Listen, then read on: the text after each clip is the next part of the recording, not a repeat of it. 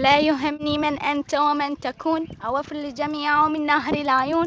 مشروع جيران المياه طيبون، وأنا في حبكم صرت مجنون.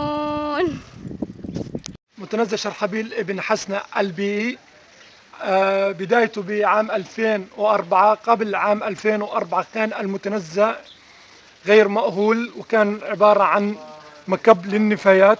وفي عام 2004 تمت قدوم جمعية أصدقاء الأرض وإعادة تأهيل المنطقة بأكملها. والآن جمعية المتنزه شرحبيل ابن حسنة يمتلك 2700 دنم من مساحة متنزه شرحبيل ابن حسنة البيئي. بعون الله ورعاية كريمة من صاحب السمو الملك الأمير حسن بن طلال المعظم، افتتاح متنزه شرحبيل بن حسن البيئي في ظل صاحب الجلالة الملك عبد الله الثاني الحسين بتاريخ 12 نيسان 2011. وهذه هي محطة تنقية المياه، حيث نقوم من خلالها بتنقية المياه الرمادية، حيث نقوم بالاستفادة من المياه بعد التنقية لأغراض الشرب. والمياه الغير صالحة للشرب نقوم بالاستفادة منها في ري المزروعات. 2 كبار و8 صغار. الاستيعاب الكلي للغرف هو 38 شخص. الغرف بيئية تماما، يعني من برا ومن جوا. من جوا طبعا السقف شايفين شكله كيف زي المثلث. مين بيحكي لي ليش؟ عشان الأمطار إنه ما يعمل تجميع على السطوح، فنستفيد منها يعني. ومن جوا برضو انتوا اذا ملاحظين هي مرتفعة عن الأرض، طبعا عشان ما يوصلها أي حشرات وهيك. وحتى حتى الشبابيك مزودة بحمايات برضه عشان ما يفوتها أي أنواع من الحشرات.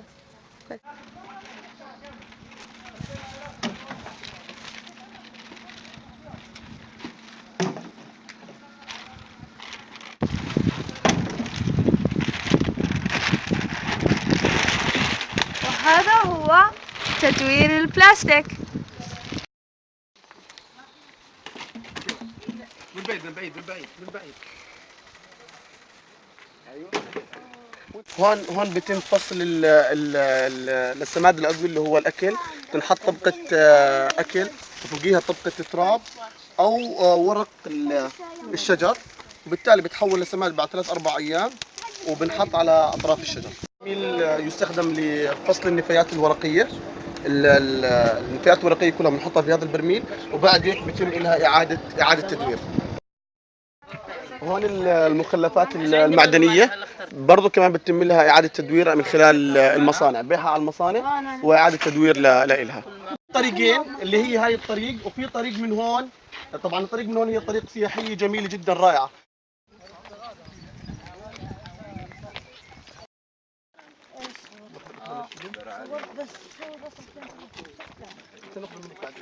الأكنز الأكاديمية، طلاب الأكنز الأكاديمية سووها مع الشباب تبعين الموظفين تبعين الجمعية، كملوها. المراقبة منها من جوا الضعفة هاي على الطيور في المنطقة هاي.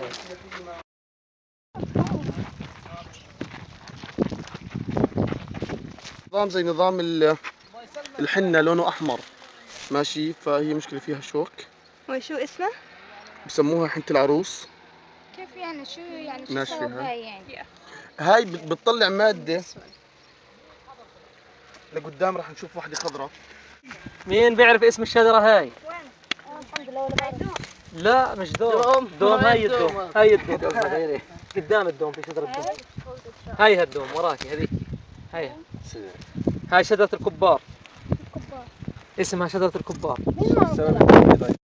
في منتزه شرحبيل بن حسن البيئي بالتعاون ما بين الطلاب وكينج أكاديمي وطلاب الشيخ حسين بدعم من وكالة الأمريكية للتنمية الدولية ومؤسسة سيدا والسفارة البلجيكية. أسفل القبة قامت جمعية أصدقاء الأرض ببناء مسرح يتسع ل130 شخص. وطبعا سيدا هي من المملكة السويدية. نعم، سويدش كينغدوم. كمان بقول إنه أخوي هنا بيطلع صدى الصوت، حاول إنك لما تحكي بيطلع صوت بيرتد. نعم. أرجو أن أصبح طيار، أصبح فوق الموج، فأصفي كل الأقطار، أرقب ظهر الريح سعيدا، فيطيب المشوار، ربي الرحمن ابتعد الأكوان، احملني للقمة كي يصبح طيار. بداية الصيف بشهر 6، يعني بنقطع مرتين. بعد الحكي هذا إذا بدك تحط سكر او كذا، بس العسل غير طبيعي، ما في شيء قطع، بس النحل مرتين. اوكي. هاي اسمها عورور. عورور. اكثر شيء بيستخدموها بيعملوها مكانس لما تكبر. لا لما تكبر هاي بتطلع هيك بتربط زي ما بتكنس فيها لانها هاي تتحمل. هذا السيل منبعه من الجبال من فوق ينزل بالشتوية. وقت الشتاء لا تتجمع تنحصر الامطار فوق تنزل على شكل سيل. 4 مليون بقعة وأنظف مياه في الأردن.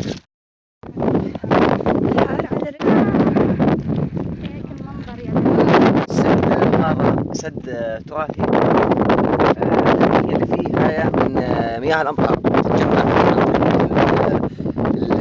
الجني المياه المجرفة نازلة وتتجمع في المصففين هاي كلها، وفي مياه نبع كمان، وهاي كلها المية هاي يودوها على المزارع.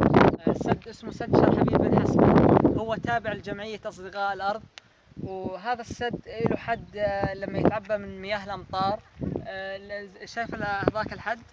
هو هذا الحد اللي أعلى. مياه السد زقلاب أو سد شرحبيل بن حسن هي من أنظف المياه بالأردن.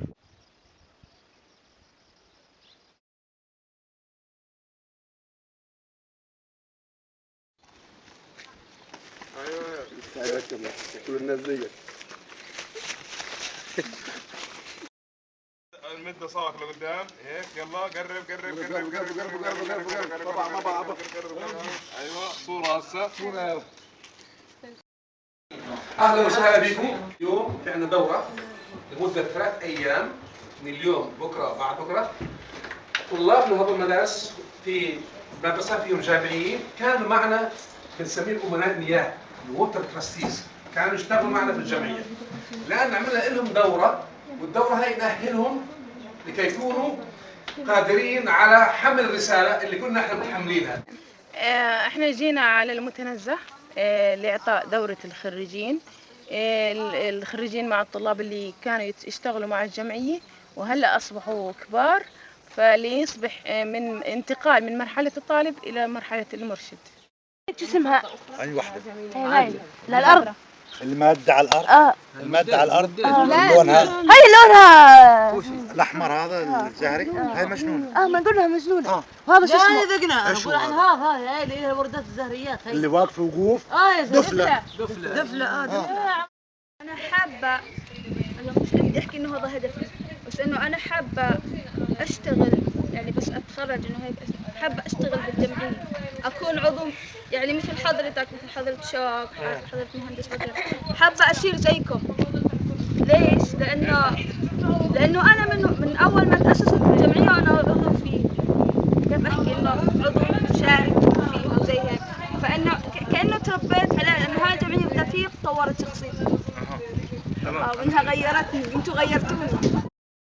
حلو إنك تثق بنفسك كثير، حلو إنك يعني عندك مسؤولية، تحس إنه أنت عندك مثلا مهمة بدك تعملها، كيف ليش بالطول بالعرض بدك تعملها وبدك تنجز. حلو بالورشة إنه تعرفنا على أشخاص جداد، ومش حلو امبارح إنه ما كانوا معنا واجتمعنا، كان تعرفنا على بعض أكثر، واليوم كان حلو واستفدنا مجموعة من المعلومات كبيرة كثير يعني وحلوة.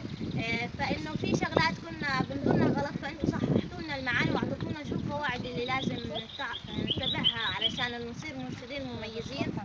والدورات الجاية رح نعملكم، رح نضلنا نحاول، يعني هو كله بالنهاية بتعلق بالميزانيات وبالبرنامج الجديد تبعنا، بس رح نحاول دائما نعمل دورات تقوية. ثمرة كبيرة إني أنا أدرب ناس وأعتمد عليها بكل ثقة وبكل قوة، يعني بمعنى الكلمة صدقا يعني. فلما أشوف هذا الإشي يعني أنا حاب إني أشوفه، وحتى الناس تشوفوا كمان، أنتوا لكم دور كمان. أنا حاب تبرزوا شخصيتكم أكثر. أنا كنت زيكم كمان في الدورة هذه، ما كنت فرضي شخصيتي نهائيا، يعني كنت أنا أسمع زيكم وأطبق زيكم، فأجت لي مرحلة إني أنا أطبق كل إشي اللي كنت أنا أسمع. فلما أنت تطبق شيء هذا بالواقع بحريتك وبثقتك وبكل كيانك وبكل قوتك وبكل عزيمتك وبحب، أهم إشي إنك تحب الإشي اللي أنت بدك تعمله. تم دعم هذا المتنزه من قبل الحكومة البلجيكية والاتحاد الأوروبي والحكومة السويدية.